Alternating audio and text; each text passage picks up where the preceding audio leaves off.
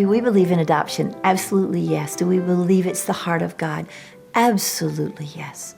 Do we believe in the church being the absolute leader in loving our children and bringing them home and nurturing them in the love of God? Absolutely yes.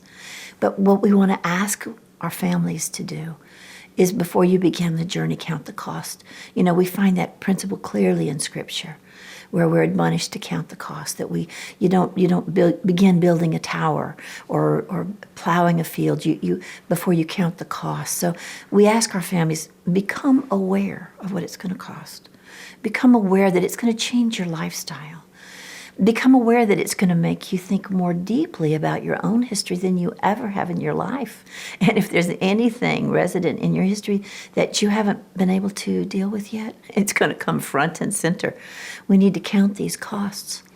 Sometimes it's not God's time for us yet. So when we begin to look at the cost, we say, oh, I'm not ready yet to teach a child how to heal because I realize there's this area in my life. Or maybe a husband and a wife aren't in full agreement and the husband's saying, well, I'll defer to you. No, don't go there. Don't go there until you both have God's peace together. So count the cost and say, well, you know what? We're going to work on this journey until we both have God's peace together. And when we have God's peace together, we'll move together. Count the cost in terms of your schedule. Your life's going to change dramatically, as it does with any child entering your home. But you're going to have the equivalent of a newborn no matter what age your child is. They're going to need everything you are, day and night, day and night, day and night, for months, maybe years, in order for them to overcome and heal the history that they're leaving behind physically. They'll have to leave it behind emotionally and spiritually as they come into your home. So count that cost. Your lifestyle is going to be radically different. And then you think about being aware of what this child needs. This little duck's not going to follow the mama duck. If you've got other little ducklings following you around and you bring a child to your home from the hard place, that little duckling won't just fall into file and follow. That little duckling will have to have everything in the world come front and center.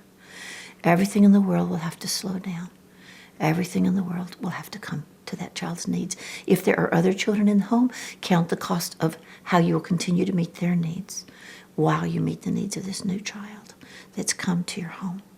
I love the way that God called the people of Israel out to battle. And Gideon was to lead them to battle. And God called through Gideon for the people to come. And thousands of men came out to war. And God said, this is too many for me to get glory. And so Gideon said, you know, anybody who's afraid, go back home. Well, immediately, the vast number of these individuals who'd come out to war said, you know what? We're afraid. We are going to go home. And then the Lord ultimately did tests until he took them down to the stream, till Gideon had them drink. Most of the men fell on their face and just began to drink water. They weren't looking, they weren't diligent, they weren't vigilant, they weren't aware, they hadn't counted the cost. There could be enemies close by. There could be an assault of war as they were relaxed, but those individuals were not alert. They had not counted the cost. And a very small group of 300 of the men lapped water with the weapon in hand and brought water, continuing to monitor, continuing to look across the horizon, continuing to be vigilant, continuing to know the potential risks.